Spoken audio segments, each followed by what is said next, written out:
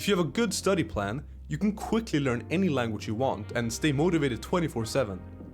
But unfortunately, most people don't have this. And if you tried learning a language without much success, this was probably the reason for that. Most language learning advice online is honestly trash and will just have you spinning your wheels for months or even years. But even if you know the right things to do, you also gotta know how to stay consistent in doing those things. Luckily for you, after years of learning languages, reaching fluency in English by the age of 10 or 11 years old, and getting to a conversational level in both Spanish and Japanese, I've found what actually works and what doesn't. So in this video, I'll step by step go over the secrets to building the most effective study plan for your goals, as well as how to keep your motivation high so you actually stay consistent in your studies. The two most important parts of a good language learning plan are doing things that work and doing enough of them. Making your learning something you both enjoy and naturally gravitate towards are two keys for consistency. But it won't really matter how much of it you're doing unless you're doing stuff that actually works.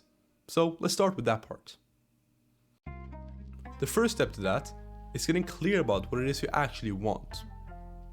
Depending on your goals, your approach will change a lot if you want to learn many languages but just a little bit of each, or if you want to get completely fluent in one or two languages. This will affect not only how you study, but also how much you study. I won't tell you the exact best things you should do to learn a language in this video. I have other videos similar to that, but instead I'll just give you a rough guide of what a good language learning plan should look like and what some essential ingredients in it could be. After all, you can't make a pizza without a dough. But what it is you want to add on top of that dough is kind of just personal preference. Unless we're talking about pineapples, of course. Now, once you have a rough idea of what your goals look like and maybe what type of level you want to reach, then it's time to look at how much time you have available and how fast you want to learn. Now, in terms of resources, many people seem to think that these have to be step by step, like one book for lower beginner, one for upper beginner, lower intermediate, advanced, etc.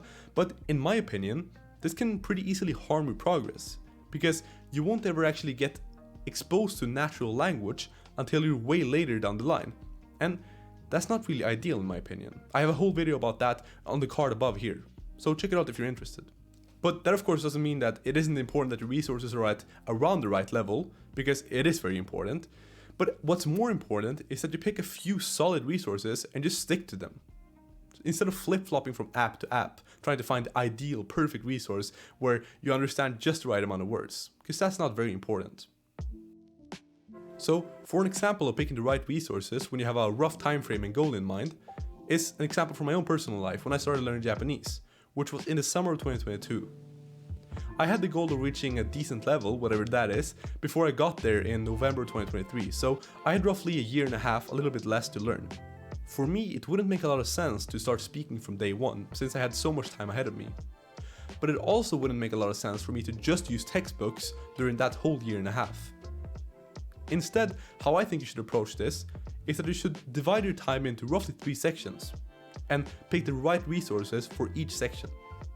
The first one should be focused on learning the basics, and it could be a few months long. So for example, if you have a year-long goal, then this section could be roughly 2 to 3 months. The main focus here is just setting you up for the future essentially. So you want to learn some basic vocabulary, not trying to focus super hard on memorizing everything, but just getting it in your head and understanding roughly what the grammar is like, as well as some of the most common words. I also think that spending some time consuming beginner comprehensible input is a good idea here. So for example, watching YouTube videos specifically made for beginners in the language, or watching a beginner podcast, I think those are both very good uses of your time. And then when you move on to the second phase, which I think should be the longest one, is where you really want to focus on developing a sense of fluency, and also when you want to prioritize input even more. So in the first stage, it's okay to spend most of your time learning grammar or some vocabulary, but in the second one, you really want to be focusing mainly on input. You can still learn some vocabulary, but I think this vocabulary should be more niche towards your interests and the stuff that you're watching. For example, I knew that going to Japan, the times when I was most likely to speak were in restaurants and clothing stores. So instead of watching random philosophical debates, I instead watched content that was about fashion or food. And of course, if your interests are video games and basketball, then watch stuff regarding that. But in general, this is not only going to be more fun because you're actually interested in it, but it's also going to be more effective, because if you focus a lot of time on watching, let's say, basketball videos, then of course that vocabulary is going to be a little bit difficult in the beginning, but after a while you've spent so much time on that niche that you're going to have a very high understanding on specifically basketball videos. So you can understand native content despite not being in a native level yet. Instead of having watched a mix of niches and just knowing a little bit of vocabulary for each, you're now essentially an expert in one field. Now, I think this approach is the one that makes the most sense instead of doing the kind of Duolingo approach where you're just learning random words that you're not even likely to use. So spending most of your time learning, doing stuff similar to that is really going to be ideal. But moving on to the third phase is where we want to also include some speaking. Now, contrary to popular belief, I don't think there's a big need for speaking a lot before this point. Because say you have roughly 6 months to learn, well, to me it makes more sense to spend the first 4 or 5 months maybe just learning the language and getting better at it. And then, during the last 1 or 2 months, then you really focus on speaking and developing that skill. Because just spending time speaking when you can barely even hold a conversation is not going to get you a lot better. Speaking is just kind of a low ROI activity, so if you're already somewhat limited on time, then I think there's not really a big need to speak a lot before stage 3, unless you of course just enjoy it, and then that's fine. So that's roughly the structure that I think a good language learning plan should have, and as long as you do something similar to that, then I don't think the exact resources you use are gonna matter all that much. But when it comes to building a good language learning plan, it doesn't only matter that you choose the right things to do, but also making those things easy to do as well. Almost making language learning something you do on autopilot. And what I've found to be the most important factor in staying consistent with your language learning is having a really strong why, specifically knowing why you're learning that language, and consistently reminding yourself of it. Wanting to learn a language just for the sake of it is a fine goal, but it might not always be enough to motivate you to learn when you aren't really feeling like it. So instead of just learning a language because it seems useful or cool or whatever, I think finding some small things that can motivate you, or maybe a couple big things, is really important. So this could for example be that you want to go to the country and you envision yourself getting great reactions out of people, or perhaps there's an artist or a TV show that you want to watch in the language. Just reminding yourself of the reason for starting is going to play a big role in keeping your motivation high. But no matter how high your motivation is, if sitting down to study means boring yourself to death, then you're probably not very likely to do it. So instead of that, I recommend you throw out all the boring resources and just pick the resources that you enjoy and find fun yourself. Of course, there'll still be days where you don't feel like studying, but if your typical study session does not involve yourself falling asleep while doing it, then I think that's a pretty good first step.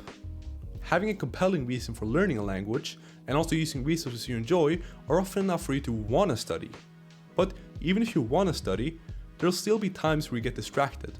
And something that I think helps with that is trying to change your so-called default habits. Now, I'm not 100% sure on where I first heard this term, but imagine your whole day being governed by these so-called default activities that you do without even thinking about them. Now, I suppose you could just call these things habits, but I do think they're quite different from a normal habit in the way that most people see it. Hopefully, most of us here have made a habit out of showering regularly. But that doesn't mean we have to never think about doing it, right? We might think of the specific moment during the day that we're gonna shower. We might have thought, oh, I haven't showered today, or I'm gonna go out there, so I better shower before. But it's not like we do that without thinking. Meanwhile, your default habits will be stuff that you just automatically gravitate towards, if that makes sense. So, for example, for a lot of people these days, a default habit would be just pulling up your phone and opening social media when you are bored, right? When there's an awkward scenario, when you open up your phone and open up the weather app or the time app or whatever, that's like your default activity. You do it for no specific reason, but you just do it automatically. In the same way, some people have a default activity of just going home, sitting down on the couch, or maybe on their bed. Right? So if you could change these activities into things that instead benefit your language learning, then I think that's going to help monumentally.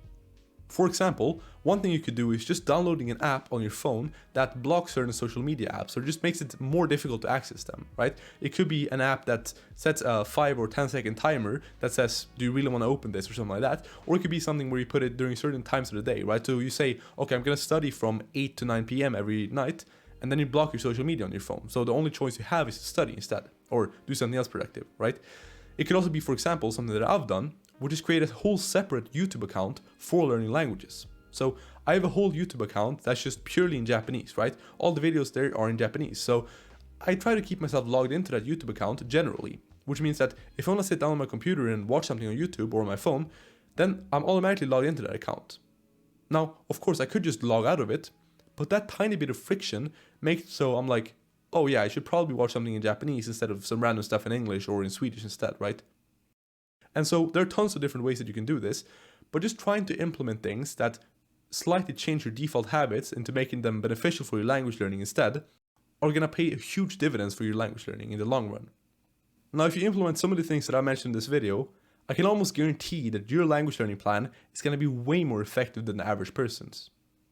But if you want to be 100% certain that you're doing the right things based on science, then watch this video on the screen right here, where I go over 200 language learning studies and compile the results to find the best method possible.